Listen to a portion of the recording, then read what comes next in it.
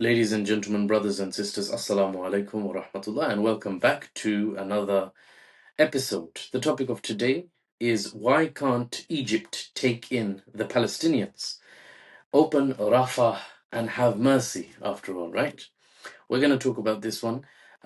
Before I carry on, I'd like to say I'm very new to YouTube. At the time of this recording, 6,000 subscribers.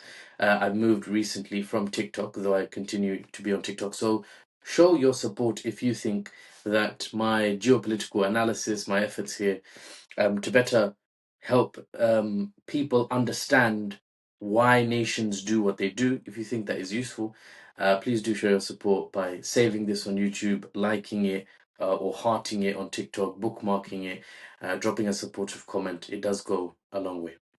Without further ado, let's get straight into it. So it's a common talking point of Israelis, in fact. They say, why don't Palestinians, especially from Gaza, be allowed into Egypt? Like, you might disagree with Israel, but watching these guys starve to death and keeping their border closed regardless, the Egyptians, what are they, heartless? Aren't you evil then? If not as evil as the ones who are carrying out a starvation campaign, a genocidal starvation campaign, at least are you not heartless for watching and not having pity, not having mercy, and opening your borders up to bring the Palestinians in? That's the talking point. And today we're going to unpack why Egypt keeps the Rafah border crossing closed, despite the catastrophic hunger, the daily deaths, sometimes in the hundreds, from GHF slaughter aid sites, and the seemingly hopeless situation in Gaza. Of course, we'll be approaching it not as activists. This is my unique selling point. We're approaching it as analysts, trying to separate the emotion from the logical decision making at a state level. Best that one understands a situation before they start taking sides and planning mid to long term life goals that might revolve around making certain decisions or choosing certain career paths. Now, understanding the geopolitics behind the decision made by the Egyptian state. That's what we're doing. So let's get straight into it.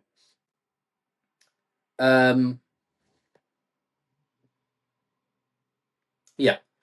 First of all, I encourage you guys to think analytically. You see, the Egyptian state will be thinking, what is good for my people? Or even more accurately, what is good for the Egyptian government, to be more accurate.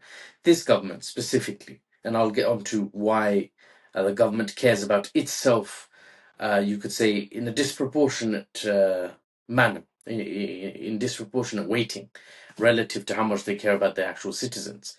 The answer is not a tidal wave of Palestinian refugees. The answer to the question, what's good for my nation state? The answer is not a tidal wave of Palestinian refugees. Have you seen the Palestinians? This is a group of Arabs, the Arab who have a subculture, the Palestinian subculture, that's resilient, determined, and brave. These traits are ingrained into their DNA now, essentially, or culturally. If millions of Palestinians from Gaza and or the West Bank are told by the Egyptian state, the border is open for you, my brothers and sisters, come settle.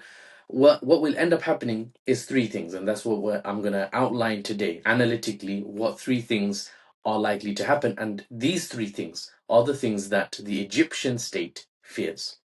Number one. Number one is Palestinians will set up camps in Egypt, live their lives, live their best lives, relatively speaking, of course, work there, have families there, marry there, but they won't relinquish their birthright. They and their parents, and go back maybe 5, 10 generations, they're all from historic Palestine, probably even further back than that. Historic Palestine, it's their land. Read my lips, right? Not promised to them 3,000 years ago. They've just actually been there.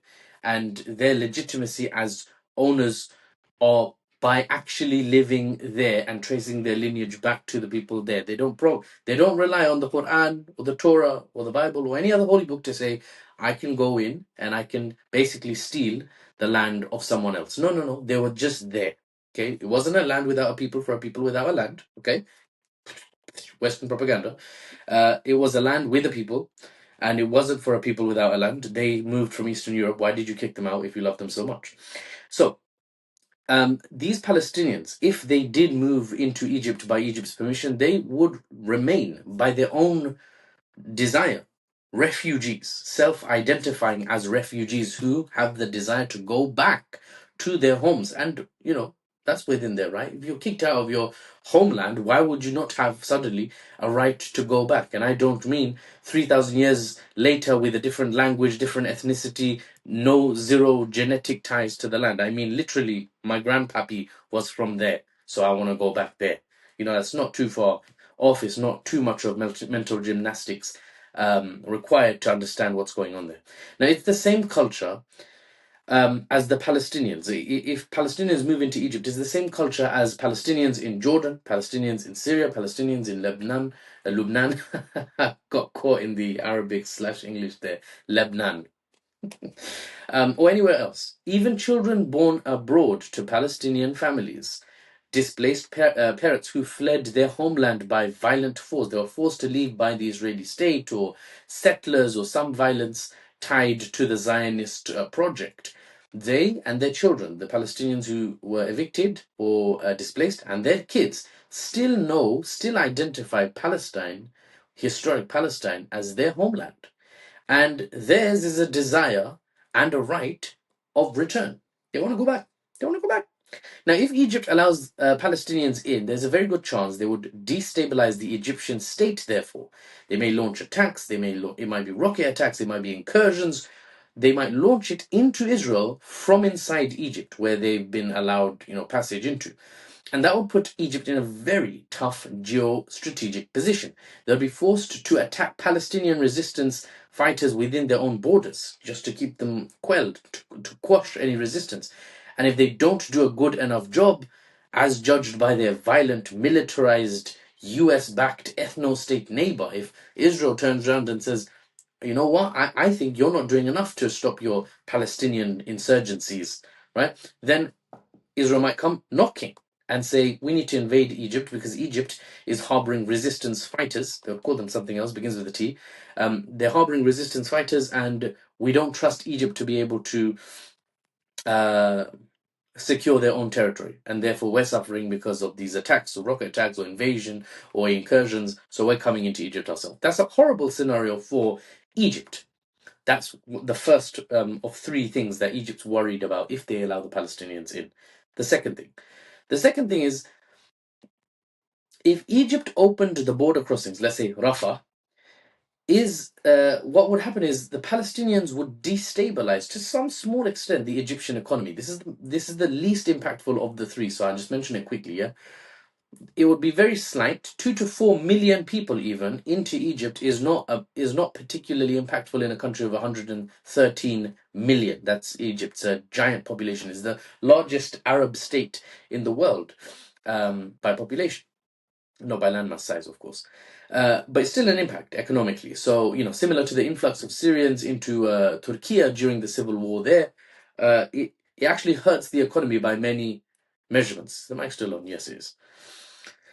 And now Egypt is especially vulnerable to this because it's a developing nation, not an advanced one, and even advanced ones struggle without proper human resource influx management. They struggle. Even European countries that ironically need migrants, they need workforce. Businesses can't hire. There's huge skill gaps.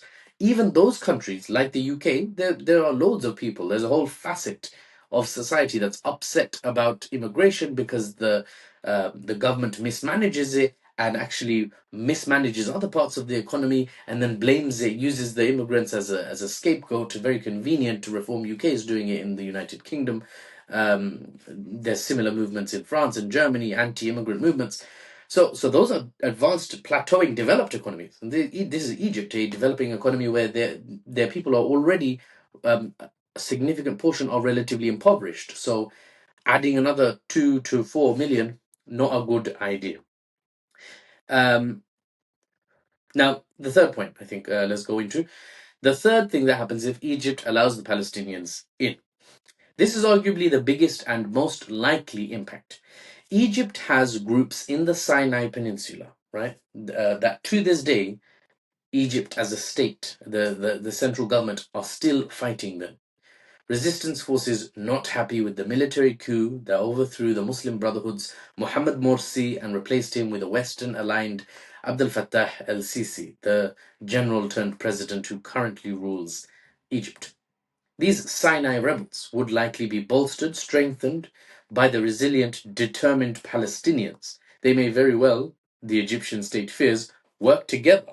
The Sinai forces and the Palestinians who have just recently been allowed in, they might work together to topple the military government in Al Qahira, in Cairo, because they'll know that this is the way to bring power back into the hands of the people of Egypt, which benefits the Palestinian people.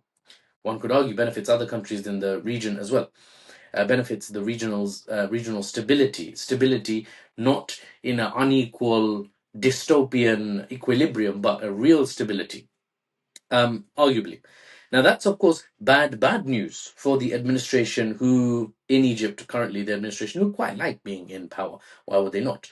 That's the kind of Sinai originating destabilization. If it did lead to Egypt's government being overthrown, is why Egypt really cannot afford millions of Palestinians being allowed to cross in, because they might come in and they work with the Sinai rebels who are already there to try and topple the Egyptian government, and they might do a damn good job, especially because citizen support for them is likely to be quite high. There's a huge love for the Palestinians, a huge amount of empathy, sympathy for the Palestinians within the Egyptian population. They're also Arabs. They're also by and large Muslims. They're literally neighbors. They're culturally, ethnically, linguistically, religiously very tied to each other. So that's no good news for the Egyptian state.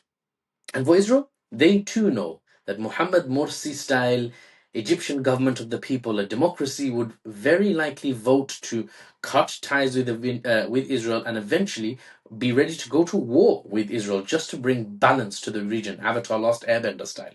So Israel not too keen on allowing this sort of Palestinian Sinai rebels link up either, right? So Israel isn't too keen to shove Palestinians into Egypt because they too know that is a possibility. That's partly why they don't just force open the gates of Rafah themselves, the Israelis, because militarily they are above Egypt, so they could do that if they wanted. But no, for Israel, the Palestinians are a huge nuisance, but you can't just shift them into Egypt because they might come back and bite you in the backside way more fiercely. So what do you do as Israel? What do you do? Right? We've moved past Egyptian geopolitics now. We're moving into Israel's geopolitics. What does one do with the Palestinians who seem to be such a nuisance? I'm just assessing I'm not actually calling them a nuisance. I'm assessing the situation as Israel likely sees it at the highest levels of their government. Well, if they are moved, they might cause trouble now and in the future. If they stay where they are, well, they'll for sure cause trouble. We're actually really upset with them being exactly where they are in Gaza. For the thief, you see, the thief that has stolen someone's home, letting that owner go free, walk free, isn't really the best option, because they might gather their strength in some other neighborhood, or they might talk to some other neighbors, their mates, and come back with backup. And they have the home in their name. It's their house, right? Even the council will know it's this guy's house. So their legitimacy is hard to counter by the squatter, by the one who's actually stolen that person's home. But also, the thief struggles to live with the original owner. The thief can't just break in and say, "I'm going to take 3 bedrooms of this 4 bedroom house. I'll let you keep the last bedroom," obviously, because that's the actual owner. He'll continuously be causing problems for you with this harsh, really upsetting truth, which is, "I own the whole damn house," right? So that's a very big problem for the thief. For the thief, therefore, it would just be best if the original homeowner disappeared, right?